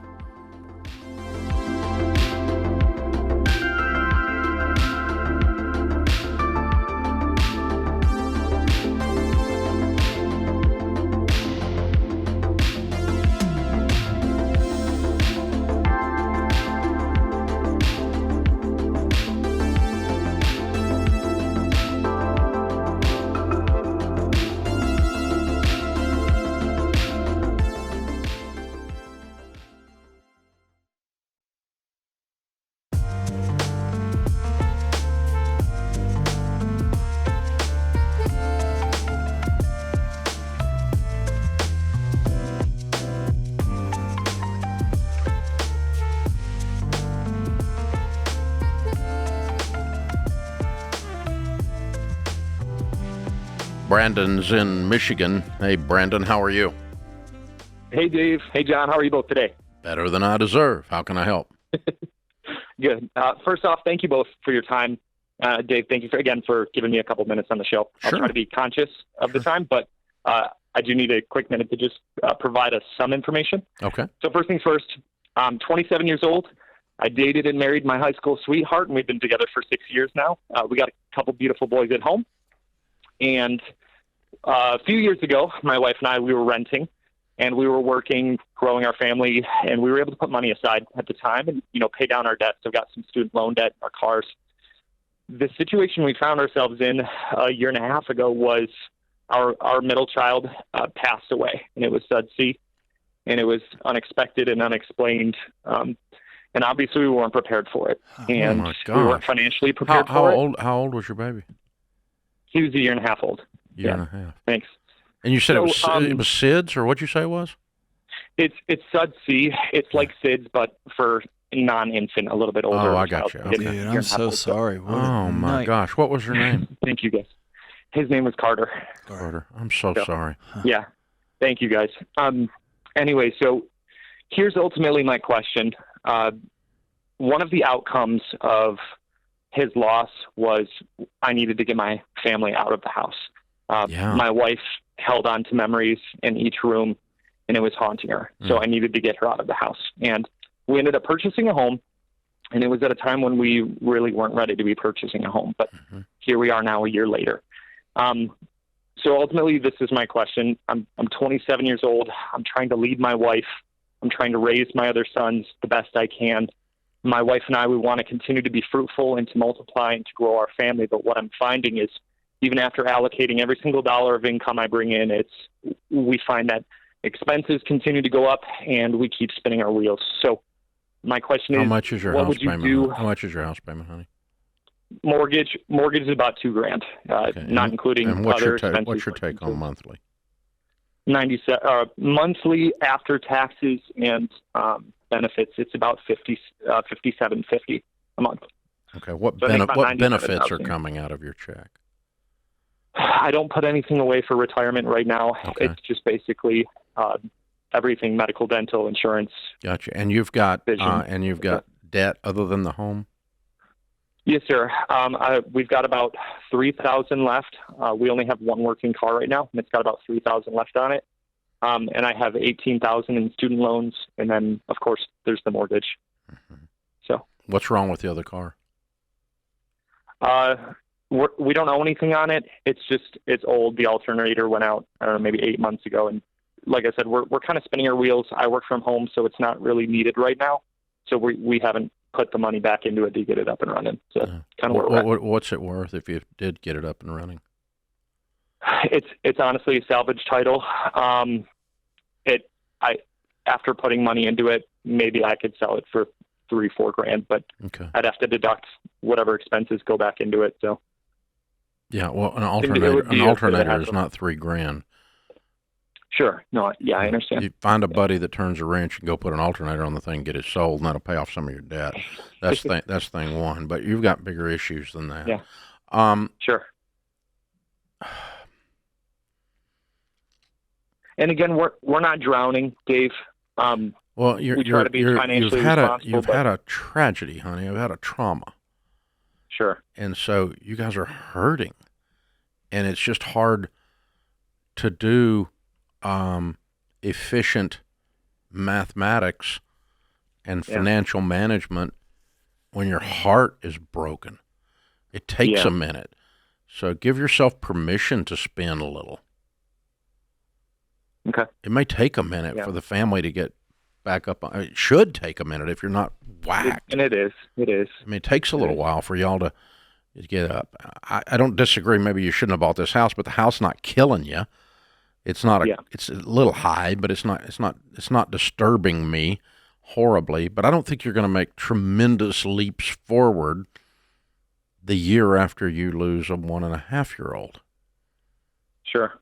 What's the state of your wife? How's she doing? We've grown a lot the last year and a half, and I'm sure you guys have your own experiences with grief. It just comes and goes. Mm-hmm. I'm at a point where I can. How's your as a wife man, doing, Brandon? Not good, Dave. Yeah. But we're okay, and we're. No, hold on, Brandon. You keep saying that we're okay. You're not. Okay. And All that's okay. Yeah, it's okay to not be Right. all right, but I want you to own it. Okay. Let me put it this way: it's exhausting to try to continually be wallpapering over this hurt inside your house, right? Okay. Yeah. So here's the thing: if you don't make any financial progress for the next 2 years, 18 months, 1 year, but the two of you are able to move through some of this and get some healing during that time, that's a victory. Okay. I don't think right. you're going to do both at the same time. Do you? Okay. Yeah, here's the way I usually, when I sit down with a couple who's been exactly where you are, here's what I always tell them. The marriage and the life that y'all had is over now. It's over. And so the same goals, the same timelines, the same trajectories, the same career goals, everything changes after that. And so the challenge is, will we choose each other to stay married? And child loss is one of the big indicators of marriages that really, really struggle because people grieve differently. Yeah. And y'all have probably experienced, I can't believe you're already moving on, and I can't believe you're still can't get out of bed. Like, y'all have probably grieved at different trajectories because that's what grief is. It's just different for everybody. And so we're going to decide, we're going to rebuild a life together, and it's going to be really tough out of the gate. And so like Dave said, dude, stay in square for the next 24 months is a huge win. Mm-hmm. It's just recognizing we got a new marriage, we got a new house, we have a new everything. And we wanted 5 kids. Well, right now, we might still have 5 kids, but there's going to be a bigger gap between them. And there's a 6-year gap between my son and my daughter. Not how we drew it up. We had some losses along the way. That's what we got. And right now, our house is a pretty magical place. And there was a lot of pain to get here. You get what I'm saying? Yeah. What's important for me is that you and your wife, a year into this, y'all go sit with somebody and y'all say, okay, we have been in the black hole for a year, rightfully so. We're going to stay in a dark place for a while, but we're going to keep the lights on. We're going to keep going. We're going to keep grinding. What does it look like to begin to not heal, but what does it look like to start turning some light switches on? What does that feel like? What is the pain associated with that? And what does that look like to start raising the blinds a little bit?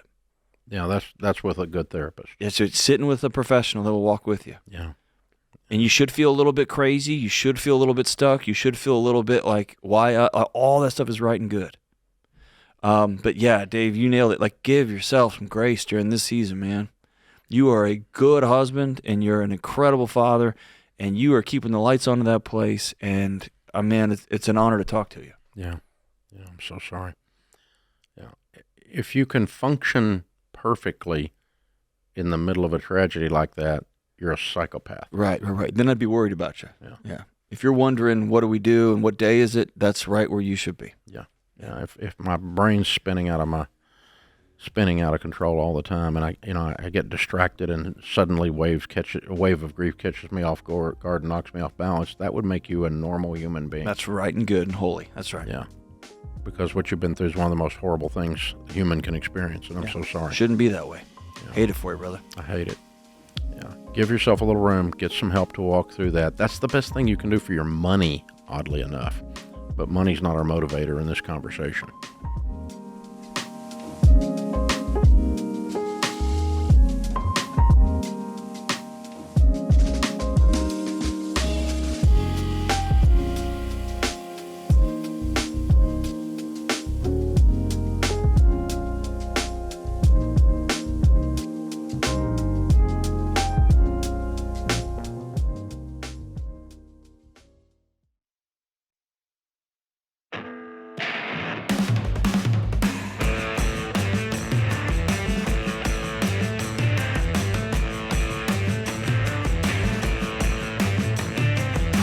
Buying or selling a home in this crazy market is something else. If you want to know what the facts are, on U.S. housing market trends, not what somebody's drama-based opinion on TikTok is.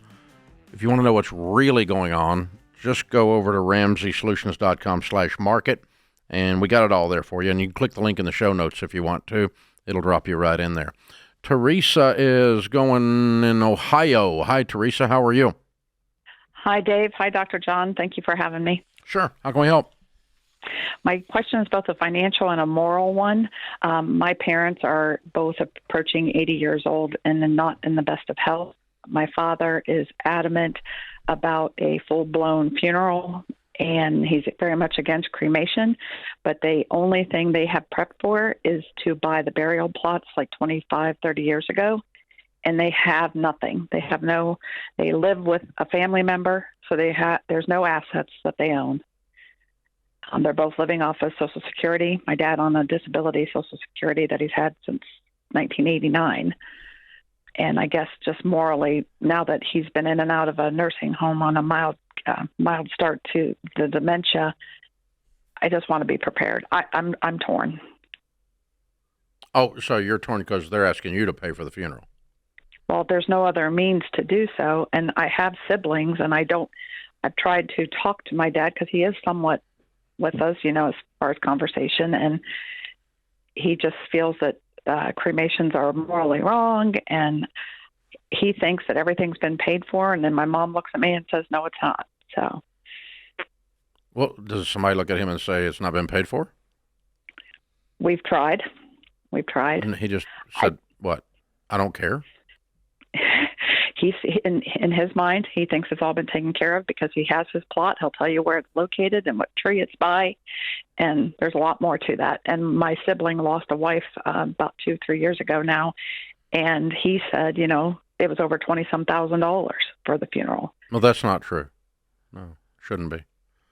Yeah, it feels like you got it can be. false It can realities. be, but it doesn't have to be. So, what do you guys make? What do you and your husband? Are you married? Yes, Okay. I'm married. My husband and I are we're on our second round of the Dave Ramsey plan, and during COVID we fell off that plan, but we plan to be out of debt by November of this year, and our home was paid off the first round. So Excellent. What's your household income? We both make $75 a year Each, so 150? Yes, sir. Okay, cool. So, what I would do is I get the aggravation from you that this is dumped in your lap, so to speak. And I don't blame you for that emotion, but it's not 20 grand. I think if I'm you, I'm going to go down to the funeral home and go, hey, what is the cheapest casket and the cheapest process? And I think you're going to find, 5 to 7. They sell caskets at Costco now. Okay, I didn't know that. Yeah. They do, and they're really cheap, and they're nice. I looked at one the other day. If there's But somebody I'm on the serious, planet it's that's going to get a casket at Costco, it's your one and only Dave Ramsey. Oh man, I'm just George would do it. George would do it, but he George needs would a do it for smaller sure. casket. Yeah, Well, he needs a little casket. That's a small a little casket. Yeah, but I'm seriously, I think you're going to budget this thing down. It's not going to be a big old pile of money, and the actual math is not going to be that aggravating, but the emotion of the aggravation is still going to be there until you turn it loose, because it's not going to change. It's not going away. Everything you've described there's no out for this.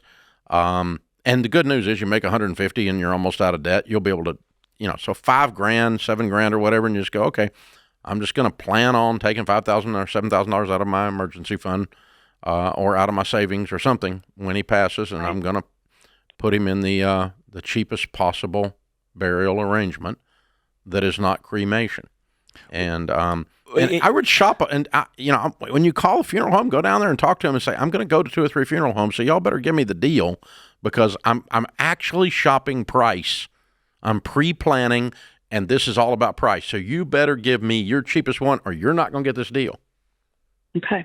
And tell me about, you mentioned them, but let's say the total bill is $7,000, and we're making that number up. Who knows?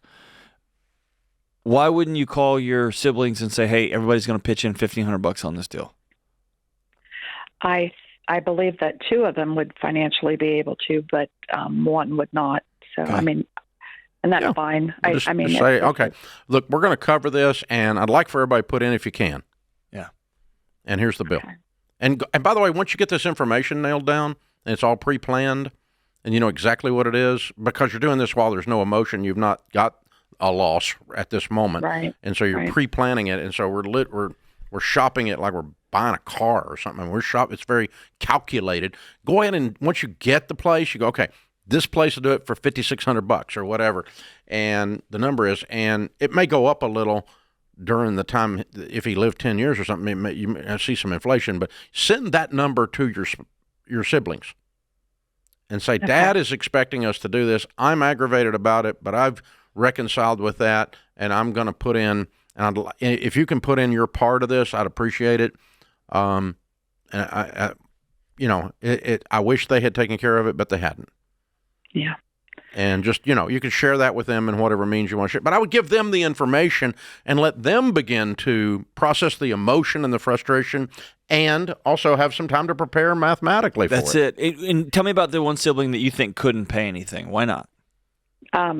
There's more children in the home, and they're younger. Okay. There's quite a difference. I would ask you to not take that from them. Yeah, give them the opportunity. Give them the I'd send it opportunity. to everybody and let everybody choose. If I found out my brother and my sister went behind my back and did something because they, quote unquote, thought I couldn't handle it, that would be hurtful. And now, it would be hard for me to say, hey, I can't do this, but I can do this. And it's okay to say. Let me know if you can do your part or what part you can do. Right. That's how I would leave it, and just leave it open-handed, and then you be prepared to write the whole check emotionally. Okay. And it's not going to be that much. It's not as much as your aggravation. Okay. Your aggravation, I get to breathe a little bit, your aggravation is valid, okay? Yeah. And it's just, it's they should have done a better job. Dadgum, And I want to prepare, our kids and our grandkids for not obviously going that direction. And I appreciate everything I've learned from you. I do want to add that, with my job, I've had a lot of stress, but I learned that, and I've seen it in the last 8 months in paying down my debt. I don't have to be a slave to my income. I'm going to be able to live and breathe a little bit. Yeah, breathe. Yeah, get your breath back. Good for you. Proud for you. That's cool. It's a good question, and it's a valid question. Thanks for calling in with that. It is Make a Will Month, so, it's time, Here's the thing. It is an act. We get these calls of this sort around death, around the estate, around wills or not having a will, or somebody arguing or being cut out of the will or whatever all the time.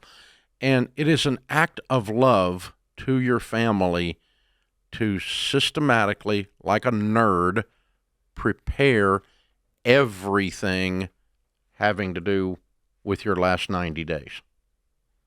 And, and you've got a will, you've got a full-blown estate plan.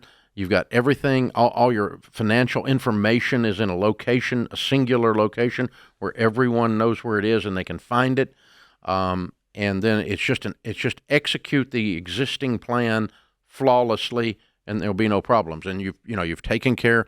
I do not believe in prepaying for a funeral. That's ridiculous. The cost is silly. You're better off to just put your money in a mutual fund, but it is smart to pre-plan it. And in this case, I would pre-plan it in detail. And by the way, it does feel gross to quote-unquote shop. I get that. And if they're a smart business, they will take advantage of you not wanting to shop. And so they will inflate the prices. They do. So let people know, just like Dave said, hey, we're going door to door here. We're going to run through a couple of homes here. What does this cost? Dirty little secret is it's a huge margin. Huge margin. Huge margin. And so, yes, it feels gross, and do it anyway.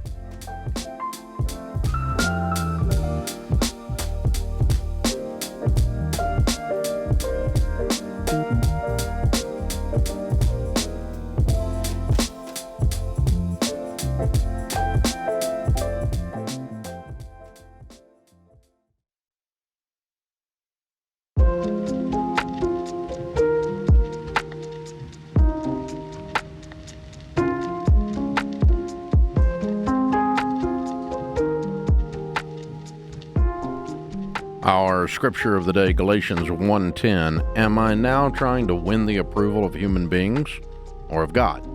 Or am I trying to please people? If I were still trying to please people, I would not be a servant of Christ. Jordan Peterson said, you cannot hit a target that you refuse to see. You cannot hit a target if you don't take aim. And I'll add, if you don't pull the trigger.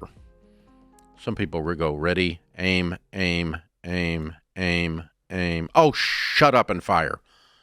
Seriously. That's Dave Ramsey, though. Hey, you want to go get a cup of coffee? You want to go talk about my idea? You want to get some more coffee? Hey, I just need to talk to 17 other people about my idea. It's like, dude, just start the business. Just go. Just go. That's good. You've got plenty of wisdom. Hey, you want to go to lunch? I quit. Start the business. It took me, for about 10 years, I used to take meetings. These people would come in, they wanted to tell me about an idea, something that we could do, and, Ramsey should be doing, and they had this great idea. And I finally quit because I finally figured out that ideas are a dime a dozen. People who do them aren't. Yes. They're harder to find. Go do 'em. Ideas are everywhere. Everywhere. But people that actually execute, they're hard to find. Melissa's in Oregon. Hey, Melissa, how are you? Hello, gentlemen. Thank you for taking my call. Sure. How can we help? Well, I'm considering a change in career a bit. I am about 3 days away from completing my master's degree in professional clinical mental health counseling. Ooh, terrible choice. Terrible choice. Says the guy with a PhD Only in counseling. morons do that, but well done. Thank you. Thank you. It's been a long, hard journey. I've continued to work full-time as I've gone through my master's program. Mm-hmm. But I did borrow for most of the schooling itself. And after about 2.5 years now, and on top of clinical hours, I've been doing about 60 hours a week plus school. Mm-hmm. And I'm almost done. And my site is asking me to come on full-time. And I'm nervous about giving up my job that I've had for 13 years with my benefits and my 401k and becoming a 1099 employee. And what do you make at your job? And I bring home about $3,000 a month. What would you make if you start 1099ing? Well, that's the thing. It kind of depends on how many clients you have and how many show up. But what do you think you're going to make? I'll be doing $35 an hour to start, which I'm getting about $26 an hour. Wait, what? Why $35 an hour? Why would you do counseling? I know I pay my therapist $35. way more than $35 an hour. Like $135 an hour. Yeah, I live in a rural area, which the benefit of staying at my site as I continue I could become independently licensed. I live in a border town, and I can get independently licensed in Idaho. It's about 10 minutes away at my site. But I'm also continuing, I'm taking specialized classes in play therapy to become a registered play therapist, and that requires a higher level of licensure. Okay, so here's what I would do if I was you, okay? Here's exactly what I would do. Mm-hmm. I would work out arrangements with my supervisor. Number one, if this is the only supervisor you have, I would shop around. Mm-hmm. And I know in a rural area, you kind of deal with what you got to deal with. Are you married? I am single. Okay. Why do you have to stay there? Well, what the site, they are qualified for what's called a HRSA grant. So basically, with 2 years of why do you have to working stay there, in an area if you can't get but $35 an hour? I'm going to go somewhere I can get $135 an hour. Well, but they will also pay off my student loans, my $30K of student loans, by being there at that site within 2 years of being employed there. Is that after you've got full licensure? So after you've given them your 3,000 hours plus your additional play therapy hours, then they're going to pay your loans off after that? No, it starts after my degree is confirmed and I get licensure, which I'm probably about a month away from.